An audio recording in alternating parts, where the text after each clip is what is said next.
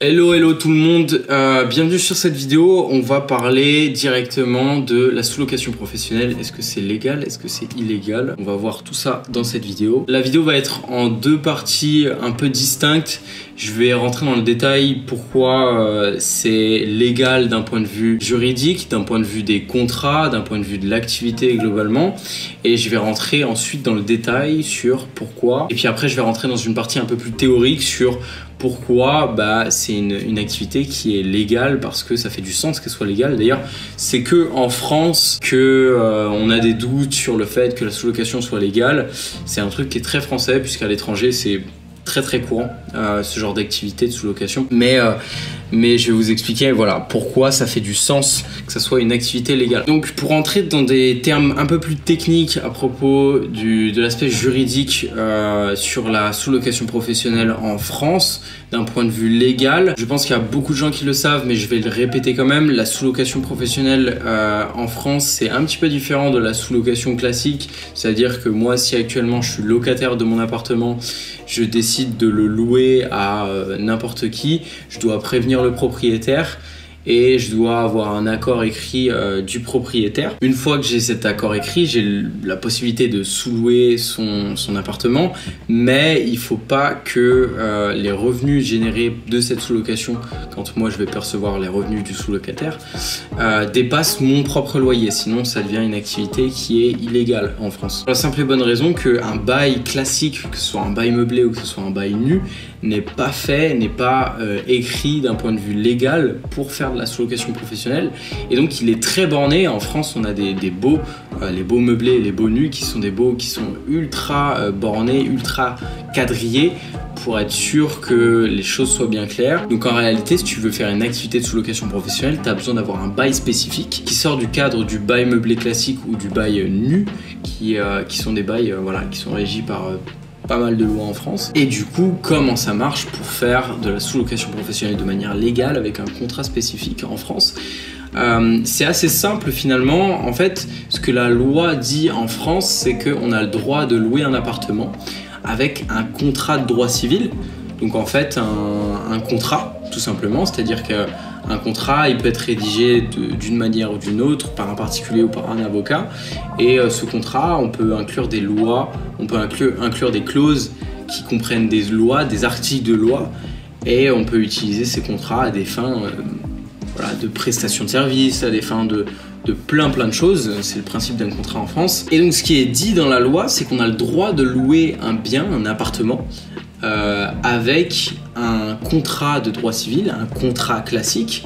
Seulement, ce contrat doit inclure des clauses basiques de la location, à savoir des clauses sur qu'est-ce qui se passe en cas d'impayé, sur le dépôt de garantie, sur la revalorisation du loyer, des clauses en vrai qui sont basiques, qui sont importantes pour que ça soit valable de louer un bien via ce contrat, qui est un contrat différent d'un contrat classique de bail meublé ou de bail nu. Et donc en fait, la particularité de ce contrat qui est un peu plus flexible, c'est qu'on peut inclure des articles de loi ou des clauses dans le contrat qui sortent des contrats classiques, et donc on peut rajouter, à partir du moment où les clauses sont légales, tout un tas de clauses différentes. Et du coup, ce qu'on va rajouter pour faire de la sous-location professionnelle, c'est-à-dire qu'on va rajouter une clause qui nous autorise à exercer notre activité de sous-location, et que bien sûr le propriétaire en est pleinement conscient. Je ne vais pas vous faire tout le contrat en détail, mais c'est un contrat qui fait plus d'une dizaine de pages où tout est en détail expliqué pour que chaque situation soit encadrée dans le contrat, chaque problématique, éventuellement des litiges, éventuellement ce genre de choses, soit incluse dans le contrat, et que tout soit très clair entre ta relation avec le propriétaire. Une chose qui est ultra importante, c'est que le propriétaire n'a rien à voir avec le sous-locataire. Moi, quand je suis sous-loueur, c'est ma responsabilité de m'occuper du sous-locataire.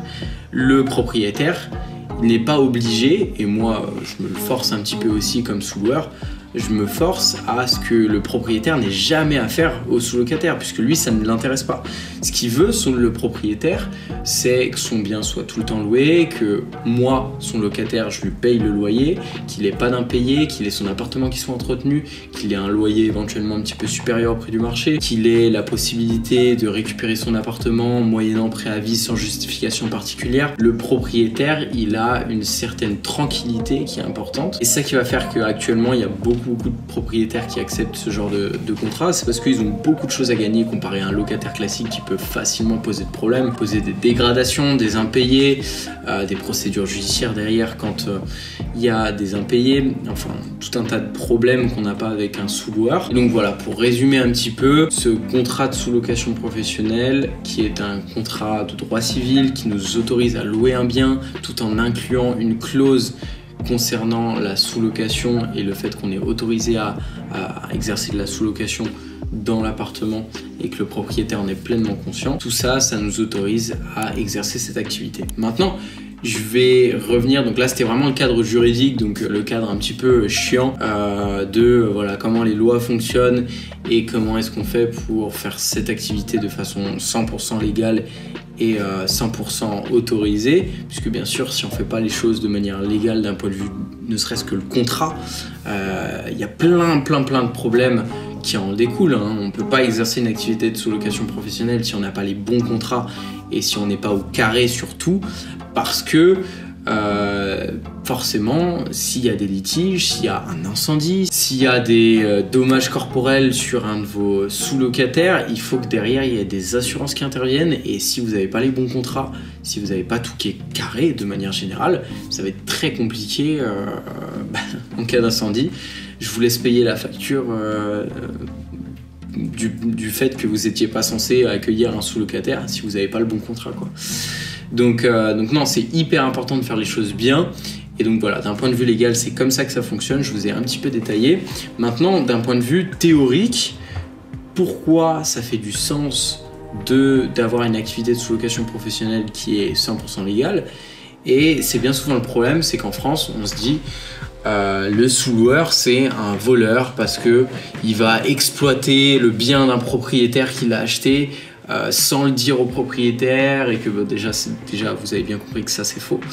Mais surtout il va exploiter le bien et le propriétaire a rien à y gagner, il va se faire dégrader son bien. Donc en fait, pourquoi ça fait du sens que cette activité soit légale? D'ailleurs, comme je le disais, partout dans le monde quasiment, c'est une activité qui est 100% légale. Il y a juste en France où on se pose la question, parce que c'est bien connu, toute la France et les médias, etc. aiment beaucoup dire que quand on loue un bien, ou surtout si on le loue en location courte durée, attention, on va se le faire dégrader, on va se le faire squatter. Ça c'est la narrative qui est assez courante sur les médias, sur les gros médias, qui nous font croire que mettre son bien en location c'est pas tout beau tout rose, etc. Je dis pas que c'est tout beau tout rose, mais il y a un moment, faut arrêter. Voilà, c'est pas parce que vous allez mettre votre bien en location, que ce soit en location courte durée ou en location meublée à l'année, que vous allez vous le faire dégrader ou encore pire, squatter, etc. Ça m'est jamais arrivé. Mais il faut comprendre, voilà, quelque chose qui est bien compris à l'étranger. Tu sais qu'au Canada ça se fait beaucoup, aux États-Unis ça se fait beaucoup, c'est que un propriétaire n'a aucune raison particulière de travailler avec un locataire classique plutôt qu'un sous-loueur. Le sous-loueur va lui enlever, comme je le disais juste avant, toutes ses contraintes d'impayé. Avec un sous-loueur, dès que le sous-loueur va faire un impayé, c'est une saisie du tribunal du commerce. Directement, le sous-loueur est expulsé. Et en un mois, la procédure d'expulsion est terminée. Donc ça déjà, c'est réglé. Il n'y a pas d'histoire d'impayé. C'est pas possible qu'un sous-loueur fasse un impayé. Ensuite, la chose principale, et moi je le vois tout le temps, c'est l'entretien de l'appartement. Un locataire classique qui habite là toute l'année, il va pas faire le ménage tous les 2 jours. C'est la vérité, il va pas faire le ménage tous les 2 jours. Et le bien va s'encrasser et jusqu'à des points non non récupérables. Et d'ailleurs j'en ai fait les frais assez récemment avec un appartement que j'ai récupéré d'un locataire qui ça faisait 2 ans qu'il était dans l'appartement. Alors le locataire est très sympa, etc. Mais voilà, quand on fait pas les poussières toutes les semaines, quand on fait pas ne serait-ce que le calcaire sur les mitigeurs, tout ce genre de choses qu'on fait quand on exploite un bien en location courte durée, quand on le fait pas en tant que locataire classique, bah, le bien va s'encrasser et jusqu'à des points irréversibles. Tout ça, ça n'arrive pas avec l'exigence de la location courte durée, avec l'exigence d'un sous-loueur, puisque le sous-loueur est lui obligé d'entretenir tellement bien l'appartement, puisque lui va avoir des problèmes pour exploiter l'appartement s'il n'est pas assez bien entretenu. C'est-à-dire qu'il va se prendre des mauvaises notes, il va se prendre des réflexions de ses clients, de ses sous-locataires. Et donc du coup c'est pas viable de ne pas avoir un appartement 100% nickel mais pas 1 gramme de poussière pour un sous-loueur. Et ça, bah, ça fait la différence quand il y a un bien qui est autant entretenu sur la durée. C'est un bien qui perdure et qui n'a pas besoin de faire de gros travaux, qui n'a pas de problème en particulier. C'est un bien qui est de manière générale bien entretenu. Un point qui est super important aussi avec les propriétaires, c'est qu'ils ont une flexibilité incroyable qui n'est possible nulle part ailleurs, dans le sens où un propriétaire, il a la possibilité, en tout cas quand il travaille avec moi, il a la possibilité d'aller checker son appartement quand il le souhaite. Bien sûr, il faut qu'il m'ait prévenu à l'avance, que je lui explique que l'appartement est libre entre telle heure et telle heure potentiellement. Et à partir de ce moment-là où l'appartement est libre et que moi ça me pose pas de soucis, il peut aller checker l'appartement de façon assez libre, c'est-à-dire rentrer dans l'appartement, chose qui n'est pas possible avec un locataire classique puisque vous avez une interdiction de rentrer dans un appartement quand il est loué de façon à l'année.